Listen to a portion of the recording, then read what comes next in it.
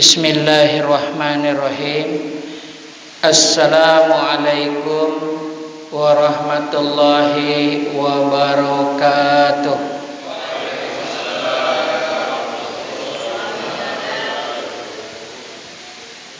Anak raja pergi menyelam di laut berbuih. Dari bunyi sambutan salam, nampaknya belum makan kue.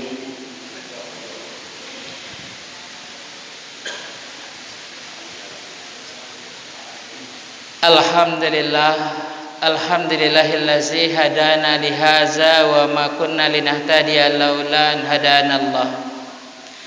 Allahumma salli wa sallim ala sayyidina Muhammad wa ala ali sayyidina Muhammad. Hadratul Mukarramin yang saya hormati, para alim, para ulama, para ustadz, wabil khusus Ketua Masjid Mambaul Khairat, betul ya, beserta jajaran kepengurusannya. Yang saya hormati juga Bapak Imam, Bapak Khotib, Bapak Muazin, Bapak Muroki, Bapak Doja. Kalau Muroki Doja tak disebut nih Pak, pernah saya diprotes. Kenapa Muroki sama Doja tak disebut? Kemudian yang saya hormati bapak-bapak, ibu-ibu, para tokoh agama, tokoh masyarakat, serta hadirin dan hadirat, insya Allah semua yang hadir ini dimuliakan Allah. Amin ya rabbal. Mudah-mudahan kita yang hadir ini dipanjangkan umur taatnya, umur ibadahnya, dimudahkan rezekinya, dimudahkan segala urusannya, dan di akhir kehidupan kita diberi husnul khotimah. Amin ya rabbal. Bapak Ibu yang dirahmati oleh Allah, saya tanya dengan pengurus yang mengundang, ini acara apa? Ini acara subuh akbar ya. Udah berapa lama? Udah setahunan dah katanya ya. Ya Allah, ini luar biasa. Mudah-mudahan Bapak Ibu yang hadir ini istiqomah ya. Keutamaan majelis ilmu ini, Bapak Ibu sekalian, orang yang berada di majelis ilmu ini, dia mendapatkan ganjaran pahala, kata Nabi, lebih baik dari mengerjakan sholat sunat 1000 rakaat. Bayangkan, duduk sebentar di majelis ilmu, kata Nabi lebih baik, bukan sama aja udah luar biasa, lebih lagi, lebih besar pahalanya dari orang yang mengerjakan sholat sunat 1000 rakaat. Tapi tak boleh tidur. Kok tidur hilang nanti. Nah, kita ngerjakan 100 rakaat aja tak mampu bagi 1000 rakaat. Inilah pentingnya ilmu Bapak Ibu sekalian. Orang yang mau cari ilmu saja disugesti, diberi ganjaran sebesar itu. Karena ini menunjukkan pentingnya ilmu. Bapak Ibu kalau pergi ke masjid mau sholat berjamaah, kalau tak ada imam, bisa tidak dilaksanakan sholat berjamaah? Tak bisa kan? Nah, orang untuk bisa jadi imam ini, dia harus berilmu. Kalau tak berilmu, mana bisa jadi imam? Ada cerita Bapak Ibu sekalian, di satu surau, imamnya cuma satu. Cuma dia aja imamnya itu. Suatu ketika, sholat maghrib berjamaah, dia ngimamkan. Selepas sholat maghrib, dia pergi undangan. Sampai isya belum juga datang.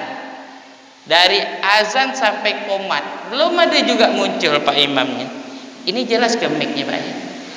Jelas ya? Nah, biasa ada juga yang besar tapi tidak jelas itu. Nah, akhirnya berdorong-dorong lah nih jemaah, kaulah jadi imam. Kaulah, tidak usah, kau je. Pak RT jadi imam. Tidak usah, Pak Haji. Aku pula kaulah. jadi imam, berdorong-dorong. Di belakang ada dua pemuda sedang musyawarah. Aku sih bisa jadi imam, tapi aku tak berani. Kata kawannya, kalau aku berani, tapi aku tak bisa. Dah. Kalau gitu kau yang berani. Nanti kalau kau salah, aku tegurkan. Oh iyalah, baiklah. Dia pun jadi imam lah yang berani ini. Baca Al-Fatihah bagus, Pak. Kemudian dia baca surah Al-Qadar. Bismillahirrahmanirrahim. Inna anzalnahu fi lailatul qadar. Kawannya di belakang, Lailatil, kata dia kan. Jadi si imam ni merasa oh salah, bukan Lailatul tapi Lailatil. Diubahlah di ayat kedua, wa ma adraka mal lailatil qadar. Lailatul kata kawan. Itu tidak tahan lagi dia emosi, Pak. Putar balik dia ke belakang. Kau ni bagaimana? Aku bilang Lailatul, kau bilang Lailatil. Aku bilang Lailatil, kau bilang Lailatul. Kata. Merajuk. 3 bulan tak turun masjid. Ya. Kalaulah lupa, tidak ada soal. Kalau lupa, ya. Ada imam, dia imam, dia baca surah lupa. Al-Fatihah bagus. Baca surah Al-Kautsar. Bismillahirrahmanirrahim. Inna a'tainakal kautsar fasalli li rabbika wanhar. Inna lupa deh. Jemaah di belakang tak ada pula yang hafal surah Al-Kautsar tuh. Akhirnya dibantainya lah. Inna lillahi wa inna ilaihi raji'un. Sebenarnya kalau lupa udah langsung ruku boleh, ganti surat boleh. Ini celakanya dibantainya pula inna lillahi wa inna ilaihi raji'un. Ya kan? Nah, orang kalau dia Pak ya, malas untuk duduk di majelis ilmu, malas belajar, tentu ibadah dia ini banyak sekali kesalahannya Bapak Ibu sekalian. Banyak sekali kesalahan. Ada seorang nenek-nenek ni paling tak suka berada di majelis ilmu ni Bapak Ibu sekalian. Tak suka dia. Belajar tu tak suka. Suatu ketika pada bulan Ramadan dia berpuasa. Dia berpuasa seperti biasa, subuhnya sahur ya. Kemudian dia puasa. Nah, lepas tarawih Bapak Ibu sekalian dia nonton TV. Di TV ada iklan obat. Dia dapat ilmu rupanya dari iklan obat tuh Bapak Ibu sekalian. Besoknya dia puasa seperti biasa sahur, pagi dia puasa, siang dia minum obat. Dilihat oleh cucunya, nenek kan puasa, ngapa nenek minum obat? Apa jawab nenek itu? Itulah okeynya bodrek, bisa diminum kapan saja. Kacau nenek ini. Jadi Bapak Ibu sekalian, kalau orang berilmu dengan tidak beda Bapak Ibu sekalian, kata Nabi 2 rakaat solat orang yang berilmu lebih Allah sukai daripada solatnya orang yang tidak berilmu sekalipun dikerjakan seumur dunia. Jauh bandingannya orang yang berilmu dengan orang yang tak berilmu. Lebih Allah sukai 2 rakaat solat orang yang berilmu daripada orang yang tak berilmu sekalipun dikerjakan seumur dunia. Tapi Bapak Ibu sekalian, kalau kita solat berjamaah ni, biarpun kita tak ada ilmu, kualitas solat kita disamakan dengan imam. Kalaupun ada yang lebih bagus dari imam, di ukurannya dia. Seperti beli durian Bapak Ibu sekalian, 1 truk, ya. Jadi beli durian 1 truk diambil 1. Nih berapa ditaksir? 10.000. Maka seluruhnya itu harganya per bijinya 10.000. Biarpun yang busuk sekalipun. Ya. Jadi ini untungnya kalau orang solat berjamaah, maka nilai solat dia sama dengan solat yang terbaik, orang yang terbaik. Pertama disamakan dengan imam. Kalau ada yang lebih baik dari imam, dia jadi ininya. Jadi semua jamaah ini kualitas sholatnya seperti orang itu. Nah, Bapak Ibu yang dirahmati oleh Allah, inti ajaran Islam itu adalah takwa, Bapak Ibu sekalian. Seluruh nabi dari Nabi Adam sampai Nabi Muhammad semuanya memerintahkan agar bertakwa. Sama perintahnya sama. Sebagaimana Allah sebutkan di dalam surah An-Nisa ayat 131. Walaqad wasainal ladzina utul kitab min qablikum wa iyyakum anittaqullah. Dan kami telah memerintahkan kepada orang-orang yang telah diberi kitab sebelum kamu dan kepada kamu agar bertakwa kepada Allah. Orang-orang yang telah diberi kitab sebelum kamu itu adalah umat-umat nabi-nabi terdahulu. Dan kepada kamu, kita ini umat Nabi Muhammad, agar bertakwa kepada Allah.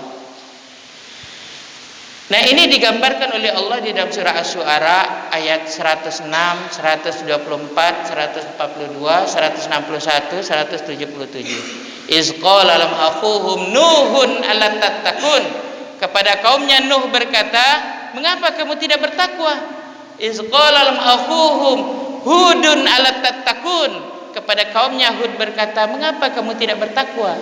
Iz qala lahum akhuhum Salihun alla tattaqun. Kepada kaumnya Soleh berkata, mengapa kamu tidak bertakwa? Iz qala lahum akhuhum Lutun alla tattaqun. Kepada kaumnya Lut berkata, mengapa kamu tidak bertakwa? Iz qala lahum akhuhum Su'aibun alla tattaqun.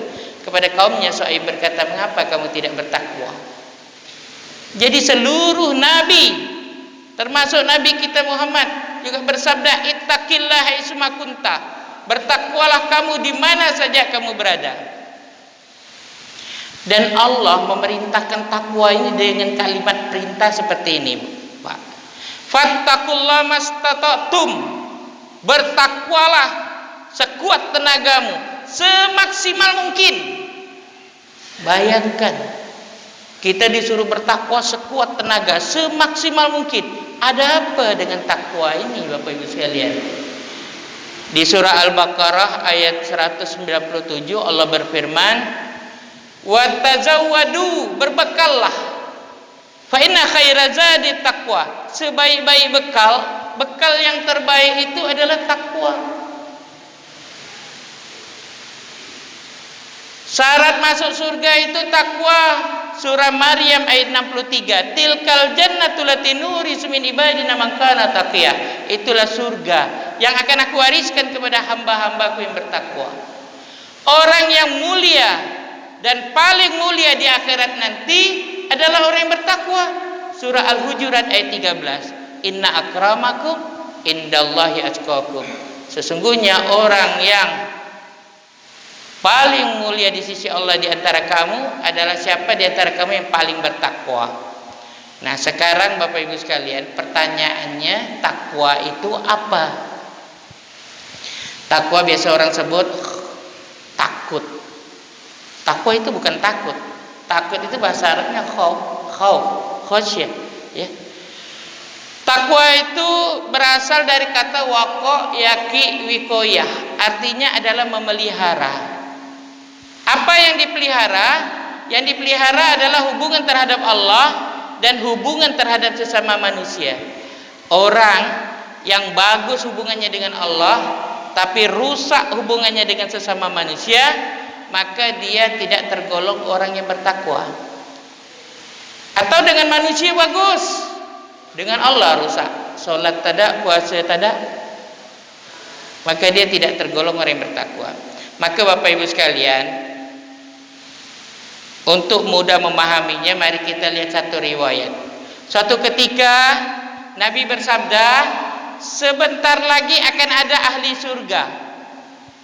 Oh, Nabi mengajar sahabat tuh hebat, Bapak Ibu sekalian. Langsung ditunjukkan nih ahli surga. Wahai Fatimah, kalau kau mau lihat perempuan ahli surga, tuh lihat Siti Muti'ah. Pergi Siti Fatimah, lihat amalan Siti Muti'ah. Nah, gitulah. Sebentar lagi akan ada seorang ahli surga. Muncullah seorang pemuda Ansor, wajahnya basah dengan wudu, tangannya menenteng sandal. Sholat, setelah sholat pulang. Keesokan harinya Nabi bersabda lagi, sebentar lagi akan ada ahli surga. Muncul pemuda yang sama. Keesokan harinya lagi Nabi bersabda lagi, sebentar lagi akan ada seorang ahli surga. Muncul pemuda yang sama. Sahabat tanya, ya Rasulullah, mana orangnya? Tuh orangnya. Abdullah bin Amr bin As langsung membuntuti orang itu, Bapak Ibu sekalian. Sampai di rumah orang itu, Abdullah bin Amr bin As minta izin ingin tinggal bersamanya selama 3 hari 3 malam. Ingin melihat apa amalan orang yang disebut ahli surga oleh Nabi ini. Bapak Ibu sekalian, betapa terkejutnya Abdullah bin Amr bin As. Orang ini sehari semalam cuma sholat 5 waktu saja. Abdullah bin Amr bin As bangun malam, sholat malam, dia tak ada, tidur dia. Duha tak ada, amalan lain tak ada dikerjakan, cuma sholat 5 waktu. Bahkan dalam riwayat dikatakan sholat sunat rawatib, qobliyah ba'diyah itu pun tak dikerjakannya. Nabi sebut ahli surga. Setelah 3 hari 3 malam, Abdullah bin Amr bin As ini pamit pulang. Tapi sebelumnya dia tanya, kau disebut Nabi ahli surga, apa amalanmu? Maka orang itu berkata, seperti yang kau lihat itulah amalanku.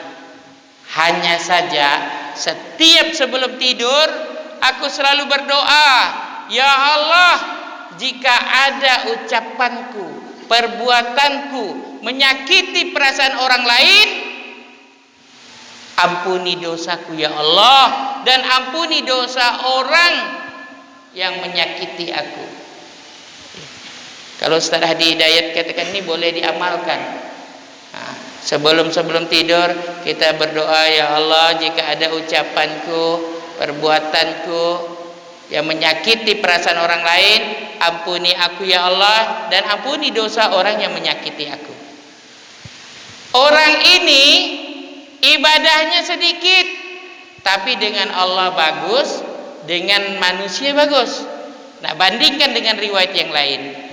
Seorang sahabat mengadu, ya Rasulullah, ada seorang perempuan pada siang hari dia berpuasa, pada malam hari dipenuhi dengan ibadah sunnah, tapi lidahnya suka menyakiti perasaan orang lain.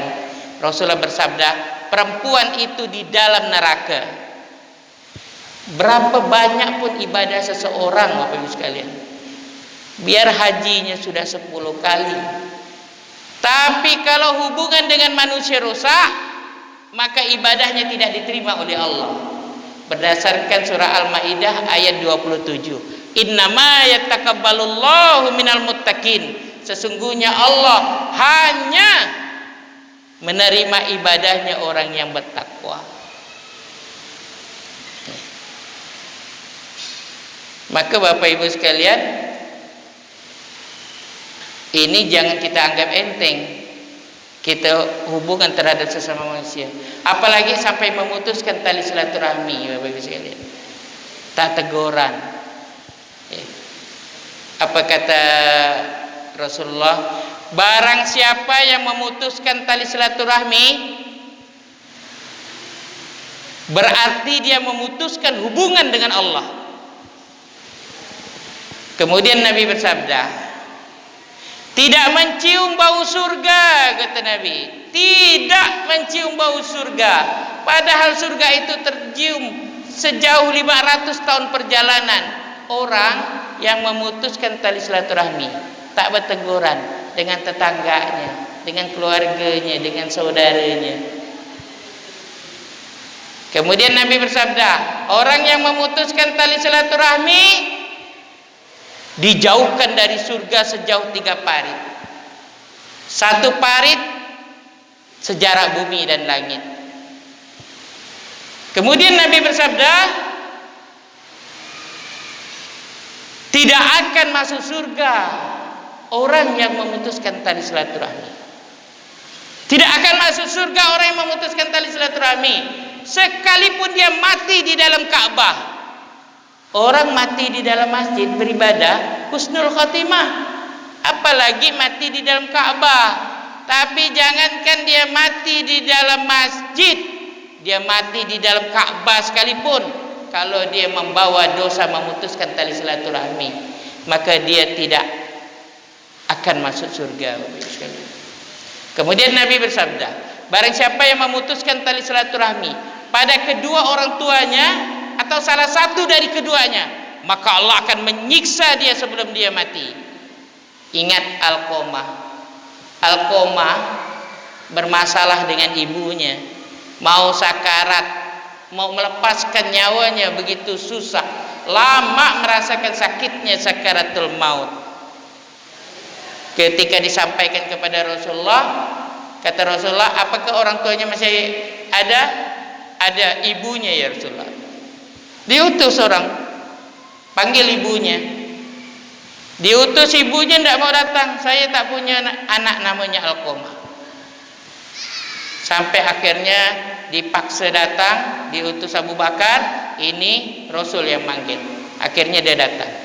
Di hadapan Alqamah yang sedang sakarat. Bu, ini Alqamah sedang sakarat. Kalau dia punya kesalahan, maafkan dia. Tidak, saya tak akan pernah memaafkan dia. Dia telah menyakiti perasaan saya. Kata Rasulullah, kalau begitu kumpulkan kayu bakar, bakar Alqamah. Biar dia dibakar di dunia, aku tidak ingin melihat dia dibakar di akhirat. Alqamah ini sahabat kesayangan Nabi. Biar dia dibakar di dunia, aku tak ingin melihat dia dibakar di akhirat nanti. Ketika hendak dibakar, ibunya pun langsung memaafkannya. Seketika itu Alqamah langsung bisa menghembuskan nafasnya dan mengucapkan la ilaha illallah. Jadi Bapak Ibu sekalian, memutuskan tali silaturahmi yang sering kita anggap enteng, tak berteguran, ini tak bakalan masuk surga orang. Jadi kadang-kadang saya itu merasa dulu sering ada masalah masjid, ribut, lalu tak berteguran, ya. Kadang-kadang saya rasa Allah, sesak nafas, jangan-jangan mau mati. Saya datangi dia, takut-takut nanti mati bawa dosa memutuskan tali silaturahmi. Bawakan goreng pisang, bawakan apa? Bagus lagi kan. Saya lewat, dia pun melambaikan tangan, selesai, ya. Kita takut mati sebelum mati nih. Kalau ada tak berteguran, cepat baguskan Bapak Ibu sekalian. Dulu di Makkah ada seorang ahli ibadah. Ahli ibadah nih Bapak Ibu sekalian, dia selain dia dikenal orang ahli ibadah, dia ini dikenal orang yang sangat amanah. Jadi orang itu kadang-kadang ada sering menitipkan barang berharga kalau orang pergi jauh. Suatu ketika ada orang kaya menitipkan sejumlah uang emas kepada dia karena mau pergi ke negeri jauh. Ketika singkat cerita orang kaya itu pulang ke kampungnya, betapa terkejutnya dia didengarnya berita ahli ibadah ini sudah meninggal dunia. Lalu dia menjumpai istri ahli ibadah ini, menyampaikan bahwa dia pernah menitipkan sejumlah uang emas, tapi istrinya katakan suami saya tak ada pesan apa-apa. Diperiksa rumahnya, tidak ditemukan. Orang kaya ini Bapak Ibu sekalian mencari jalan bagaimana bisa menemukan hartanya, karena jumlahnya tidak sedikit, banyak sekali, ya. Nah, jadi cari orang yang bisa membantunya. Nah, akhirnya dia berjumpa dengan seorang syekh, orang kenal dia wali Allah lah di Mekah. Diceritakan hajatnya. Syekh ini memberikan satu amalan, nanti kau pergi ke sumur Zam-Zam, kau panggil dia, kau seru namanya, pasti dia akan menyaut. Orang kaya ini pun akhirnya datang ke sumur Zam-Zam itu, dipanggil Bapak Ibu, diseru, panggil sekali tak nyaut, 2 kali tak nyaut, 3 kali tak nyaut, sampai berkali-kali tak menyaut. Kembali kepada Syekh, tidak ada sautan Syekh. Kata Syekh itu, dia ni ahli ibadah atau bukan? Iya, dia ahli ibadah. Satu kampung ni kenal dia, orang tahu dia orang yang orang soleh, rajin ibadah.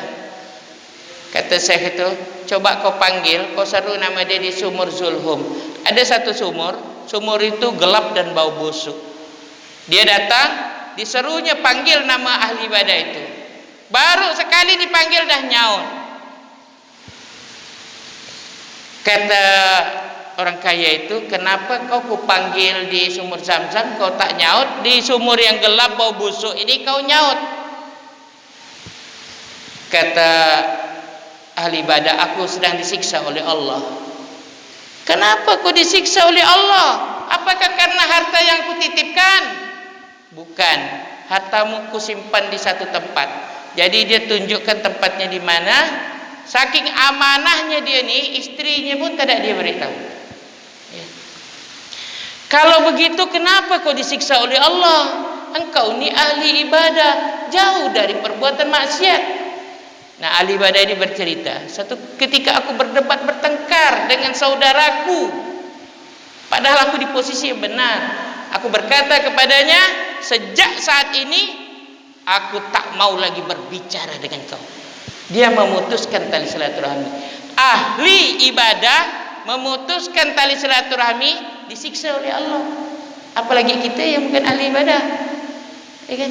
Maka jangan anggap enteng Bapak Ibu sekalian memutuskan tali silaturahmi, tak berteguran. Ya. Sebenarnya Bapak Ibu sekalian, kalau kita berselisih dengan orang, kalau orang itu turun ke masjid nyaman. Ya. Kita kalau bersalaman tuh Bapak Ibu sekalian, kita salaman, walaupun kita tak mengatakan mohon maaf lahir dan batin. Apa kata Nabi? Ketika orang itu bersalaman, secepat itu Allah menggugurkan dosa keduanya. Dosa si A terhadap si B, dosa si B terhadap si A, sebelum dia melepaskannya. Enak kalau dia turun masjid, kan? Salam. Ini kalau dia tak turun ke masjid ni repot. Tapi Bapak Ibu sekalian, di masjid saya, kan kalau habis sholat tuh salamnya berdiri, salam. Ketika pas salam, ini orang yang dia tidak suka nih, orang yang dia berkelahi, itu dilangkainya. Salam. Ada tidak di sini? Tidak ada ya. Tempat saya ada. Tapi sekarang udah bagus dah. Ya kan? Padahal kesempatan itulah kita untuk membaguskan silaturahim. Salam. Jadi inilah kesempatan kita ini. Memang bagus kalau kita salam-salaman tuh merata gitu ya, semua salaman, ya kan? Nah, jadi Bapak Ibu sekalian, jadi jangan anggap enteng ya, memutuskan tali silaturahmi. Kemudian Nabi bersabda, maukah kau, kata Nabi, maukah kalian kutunjukkan ciri orang yang haram jasadnya tersentuh api neraka? Sahabat bertanya, mau ya Rasulullah. Mereka itu adalah orang yang hayyin, layyin, qarib, sahal. Hayyin itu orang yang bisa mengendalikan emosinya, tak mudah marah. Ini orang yang tak tersentuh api neraka. Kemudian layyin, orang yang kalau berbicara lemah lembut, tidak kasar. Qarib, orang yang ramah, tidak bermuka masam. Sahal, orang yang suka memudahkan orang lain, tidak mempersulit. Inilah ciri orang yang kata Nabi haram jasadnya tersentuh daripada api neraka. Nah, jadi maka setiap kita ada persoalan dengan orang, kendalikan emosi kita. Karena inilah Bapak Ibu sekalian, emosi yang tak terkendali, ya, jadi marah, berbicara kasar, inilah yang menyebabkan biasa putusnya tali silaturahmi. Putusnya tali silaturahmi. Jadi Bapak Ibu sekalian, ini harus hubungan terhadap Allah, hubungan terhadap sesama manusia, ini harus kita jaga.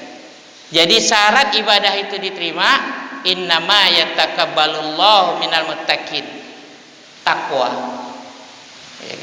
Allah hanya menerima ibadah orang bertakwa. Orang yang bagus hubungannya dengan Allah, bagus hubungannya dengan manusia. Walaupun cuma sholat 5 waktu ya dia kerjakan. Maka jangan heran Bapak Ibu sekalian, ada orang kita nengok, ustadz bukan, imam bukan, muazin bukan, ilmunya sedikit, matinya bagus, matinya malam Jumat, hari Jumat, bebas siksa kubur. Biasanya tuh Bapak Ibu sekalian, mereka itu orang yang bagus hubungannya terhadap sesama manusia. Nah, jadi Bapak Ibu sekalian, jangan kita anggap enteng. Jadi syaratnya takwa, bukan banyaknya ibadah kita. Kita yakin dengan kita bersikap kasar dengan orang, biarpun sekalipun banyak ibadah kita, tak ada artinya ibadah kita itu, karena Allah hanya menerima ibadah orang yang bertakwa. Jadi Bapak Ibu sekalian, matahari pun dah keluar, dah terang ya. Sebenarnya masih panjang, tapi ini udah cukup lah ya. Udah bisa dipahami hakikat daripada takwa. Mudah-mudahan kita semua ini tergolong orang-orang yang bertakwa. Kalau ada jarum yang patah, jangan disimpan di bawah kursi. Kalau ada kata-kata yang salah, jangan dilaporkan pada polisi. Panjang-panjang padang ilalang, tempat bermain burung murai batu. Saya ingatkan kepada Bapak Ibu saat pulang, jangan sampai tertukar sandal dan sepatu. Wassalamualaikum warahmatullahi wabarakatuh.